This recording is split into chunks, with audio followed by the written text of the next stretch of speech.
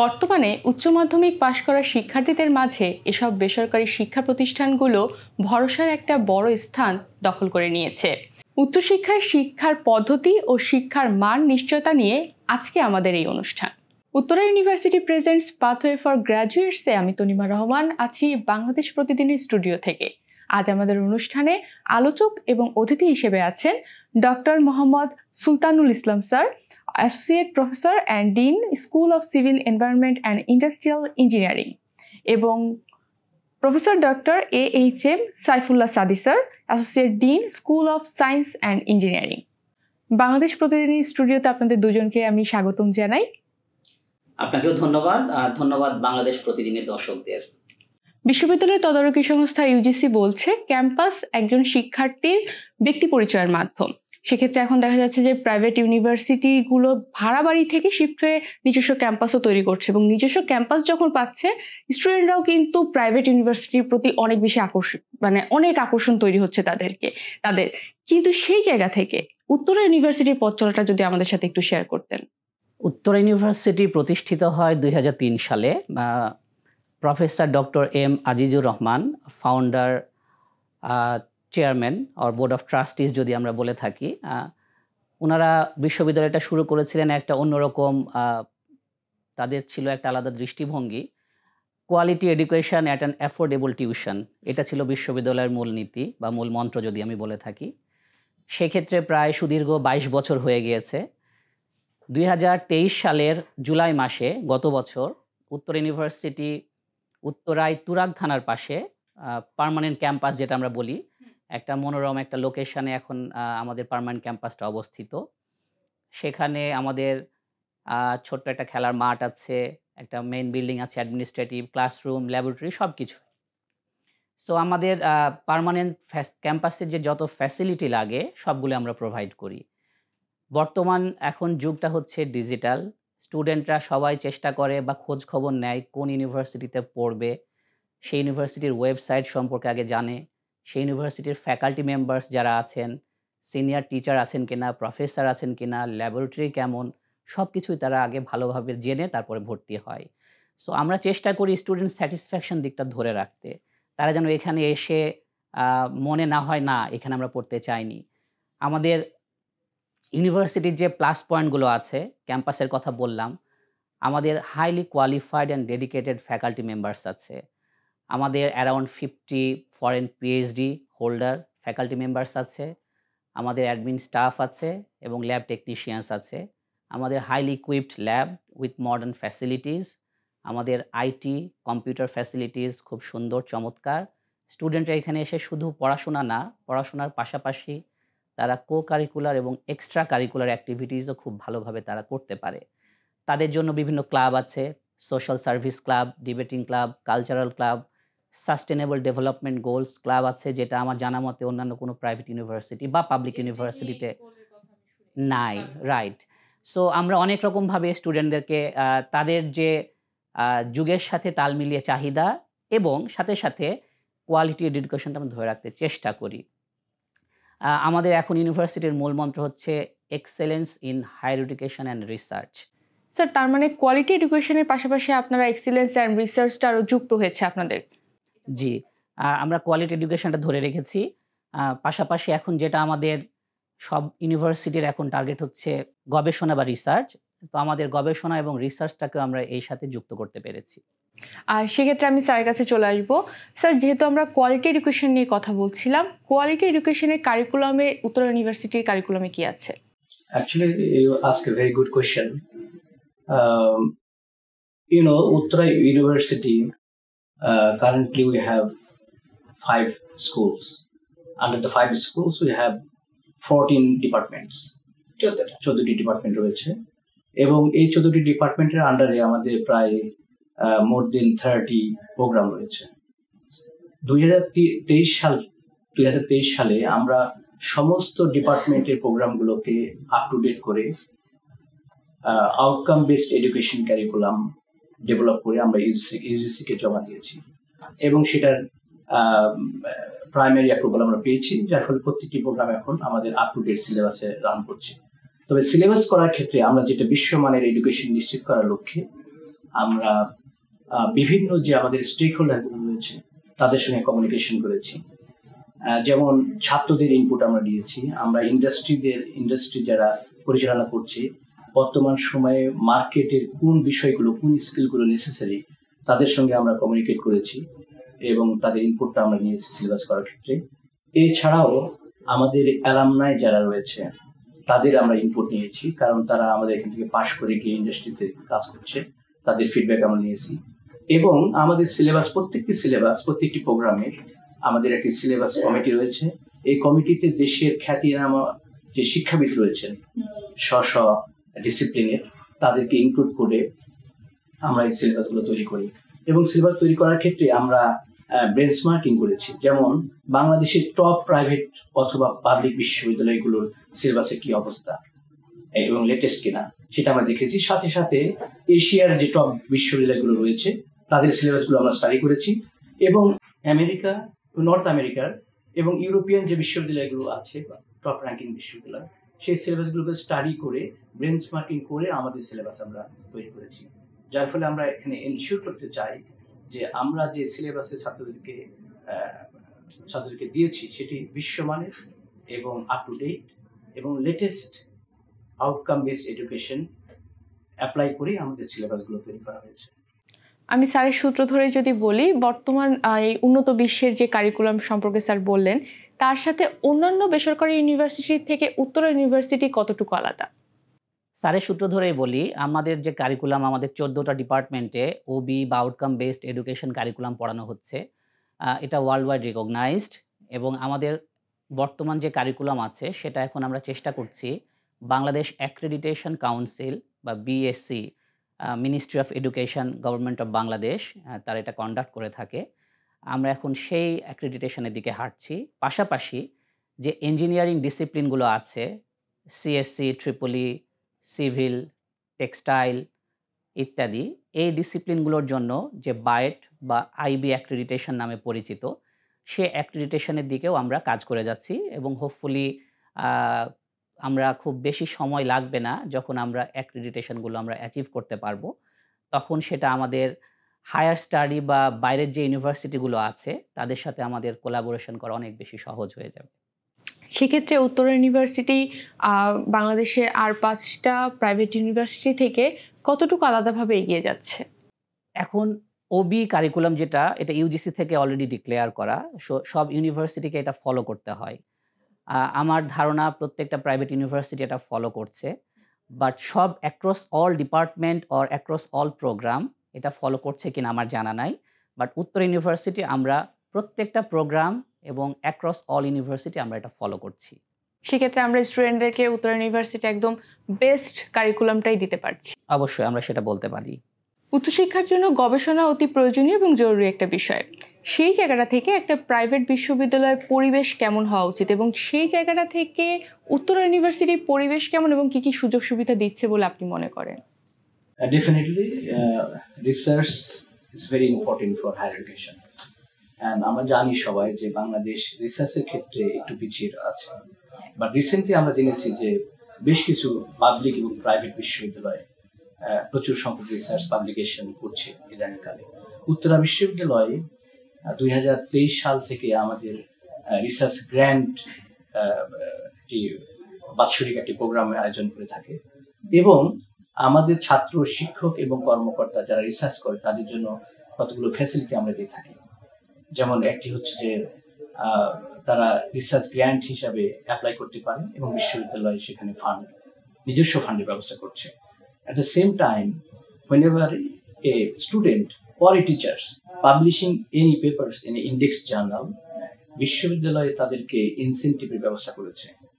পার পাবলিকেশনে প্রত্যেকটি রিসার্চার, যেমন একটা রিসার্চ যদি 3 জন মিলে করে, সে 3 জনকেই বিশ্ববিদ্যালয় কর্তৃপক্ষ থেকে ইনসেন্টিভের ব্যবস্থা করেছে। And this create a huge impact to our university, because this year we have a huge number of papers published internationally. It's all are Scopus index by the student and teachers. Okay. So I think this is a golden opportunity for our students and also the teachers. At the same time, what we are focusing that স্টুডেন্টকে আমরা বিভিন্ন project এবং thesis আমরা দিয়ে থাকি এবং তাদেরকে এখন থেকে সেই প্রশিক্ষণটা আমরা দিয়ে যাচ্ছি যাতে করে তারা রিসার্চের দিকে ধাবিত হয়। Not only just writing a thesis or a project, but also how to publish it. So we are providing a training for that. In this perspective, I want to urge our current government that the private university recently paying taxes and VATs. So my suggestion here that if this tax and the VAT that is imposed to the public private university is given back to the private university for the research and development, then our country will be enriching in terms of research and development. So this is my request to the government that please provide us fund. The tax that is imposed to the private university can be given back again for research and development. And I believe that this will create a huge impact to the international community that Bangladeshi are doing research and development. ধন্যবাদ sir. আমি স্যারের কাছে প্রশ্ন করব যে বিশ্বব্যাপী উচ্চশিক্ষার চাহিদার সাথে উত্তরা ইউনিভার্সিটির ভূমিকা কি বা আপনি কি মনে করছেন? এডুকেশন এখন গ্লোবালাইজড, আমরা এখন এটা বলতে পারি।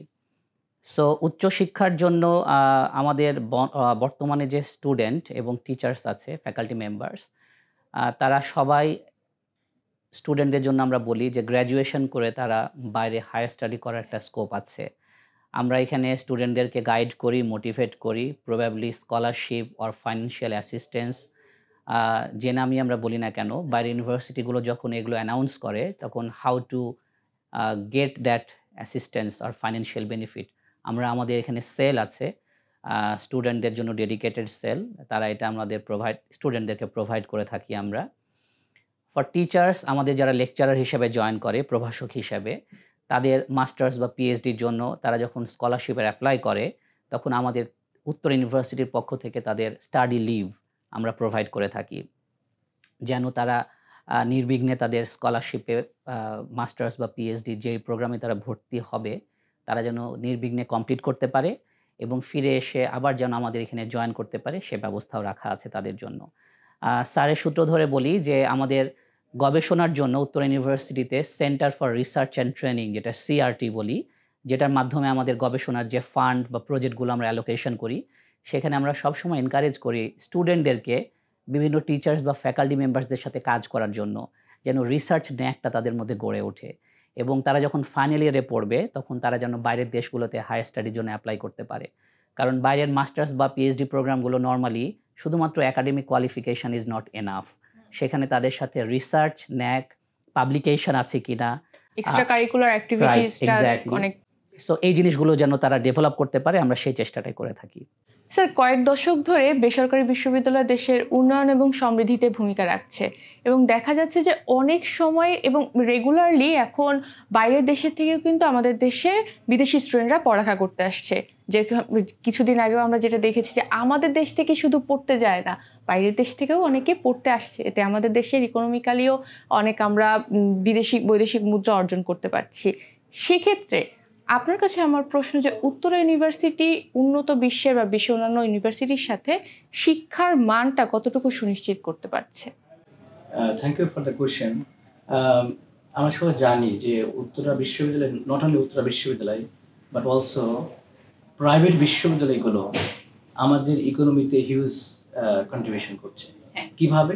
কারণ আমাদের দেশে প্রচুর ছাত্র বিদেশে পাড়ি জমাচ্ছিল, কারণ বিশ্ববিদ্যালয় আমাদের যতগুলো পাবলিক বিশ্ববিদ্যালয় রয়েছে সেখানে অ্যাকোমোডেট করা সম্ভব হচ্ছে না, যার ফলে এই নতুন নতুন সমস্ত প্রাইভেট বিশ্ববিদ্যালয়গুলো ছাত্রদেরকে অ্যাকোমোডেট করতে সক্ষম হচ্ছে। এতে করে আমাদের বৈদেশিক মুদ্রা কিন্তু আমরা পাচার থেকে বিরত রাখতে সক্ষম হচ্ছি, এটা একটা পয়েন্ট। দ্বিতীয়ত, আমরা জানি সবাই যে একসময় বাংলাদেশে বিভিন্ন দেশের শিক্ষার্থীরা কিন্তু এসে পড়তেন, রাইট নাও অনেক ছাত্র এসে পড়ে মেডিকেল সায়েন্স থেকে শুরু করে বিভিন্ন ইঞ্জিনিয়ারিং ডিপার্টমেন্টগুলোতে। কিন্তু এখন উত্তরা বিশ্ববিদ্যালয় সহ যে সমস্ত বিশ্ববিদ্যালয়গুলো আমাদের ইন্টারন্যাশনাল মানের ক্যারিকুলাম ডিজাইন করেছে এবং শিক্ষার পরিবেশ নিশ্চিত করতে পারছে, বিদেশিরা কিন্তু রিসেন্টলি তারা নতুন করে আসা শুরু করেছে। যেমন আমাদের উত্তরা বিশ্ববিদ্যালয়ে কিন্তু বিভিন্ন দেশের ছাত্র রয়েছে, যেমন পাকিস্তানি ছাত্র রয়েছে, আমাদের কিছু আফ্রিকান কান্ট্রির ছাত্র রয়েছে। তো এই বিষয়টিকে আমাদেরকে এক্সপ্লোর করা দরকার। যেমন মালয়েশিয়াতে আমরা দেখেছি যে মালয়েশিয়ান গভর্নমেন্ট বলেছিল যে এডুকেশন হাব ফর এশিয়া। তো Bangladesh can be education hub for the world, for other country. So since we have a world-class syllabus and সুন্দর পরিবেশ আমাদেরকে নিশ্চিত করতে হবে, তাহলে ডেফিনেটলি আমরা ফরেন স্টুডেন্টদেরকে আকৃষ্ট করতে পারবো। যেহেতু উত্তরা বিশ্ববিদ্যালয় বিশ্বমানের সিলেবাস শিক্ষা কার্যক্রম পরিচালনা করছে এবং আমাদের lab facility is excellent, and recently আমাদের অনেক ছাত্র যারা গুগল থেকে শুরু করে স্যামসাং কোম্পানিতে জব করছে, এবং আমাদের প্রচুর সংখ্যক ছাত্র এভরি সেমিস্টার বিদেশে পাড়ি জমাচ্ছে তাদের হায়ার এডুকেশনের জন্য। তো এইখান থেকে আমরা কিন্তু নিশ্চিত করতে পারি যে আমাদের quality education we are providing, because students are going from Bangladesh to different part of the world, and they are doing their master's degree and PhD. So I think আমরা যেটা করতে পারি যে আমাদের পরিবেশ আমরা তৈরি করে ফেলেছি, এবং আমরা আশা করব যে বিদেশিরা এতে আকৃষ্ট হবে এবং বাংলাদেশ এডুকেশনের একটি হাব হিসাবে প্রতিষ্ঠিত লাভ করবে। উত্তরা ইউনিভার্সিটি 3টা বাক্যে বা 3টা সেন্টেন্সে ডেসক্রাইব করা খুব ডিফিকাল্ট, তারপর আমি চেষ্টা করছি। আমার কাছে মনে হয় first of all excellence in higher education and research, second highly qualified faculty members with almost 50 PhD holders, and third permanent green campus with modern facilities. আমি এই 3টাকেই বেশি ফোকাস করব। ধন্যবাদ স্যার। আমরা স্যারের কাছে সর্বশেষ প্রশ্ন করব, সেটা হলো নতুন যারা গ্র্যাজুয়েট স্টুডেন্টরা ভর্তি হবে তাদের উদ্দেশ্যে যদি স্যার উত্তরা ইউনিভার্সিটিতে কেন ভর্তি হবে বা তাদের উদ্দেশ্যে যদি আপনি কিছু বলতে চান। নতুন ভর্তি ইচ্ছুক শিক্ষার্থীদের উদ্দেশ্যে আমি বলবো যে welcome to Uttara university, excellence in education research. আপনারা এখানে যে বিষয়টি পাবেন সেটি হচ্ছে যে student friendly environment, and whatever necessary skills you need, we are ready to provide you. And teacher are committed and provide you all kind of supports. We have a consultation hour for you, so that you can understand further whatever things you are having in classroom. If you have a difficulties, you can come to the consultation hour and meet your teachers. Uttara University practice co-curricular and extracurricular activities. We have a different clubs and societies through which you can develop your leadership skill, your communication skill, your interpersonal skill. These are very necessary for you to feed the requirement or fulfillment for the market. So I welcome you to Uttara University. Thank you.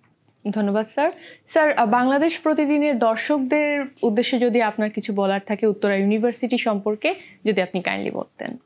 আপনাকেও ধন্যবাদ বাংলাদেশ প্রতিদিন এবং pathway for graduates যে প্রোগ্রামটা হচ্ছে শিক্ষা বিষয়ক।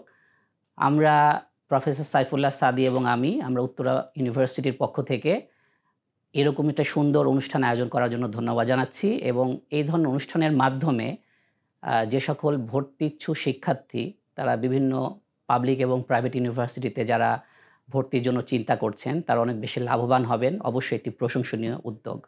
ধন্যবাদ। আপনাদেরও বাংলাদেশ প্রতিদিনের পক্ষ থেকে অসংখ্য ধন্যবাদ। Uttara university presents pathway for গ্র্যাজুয়েটসের আজকের আলোচনা অনুষ্ঠান আমরা এখানেই শেষ করছি। সবাই ভালো থাকুন, সুস্থ থাকুন, বাংলাদেশ প্রতিদিনের সাথে থাকুন।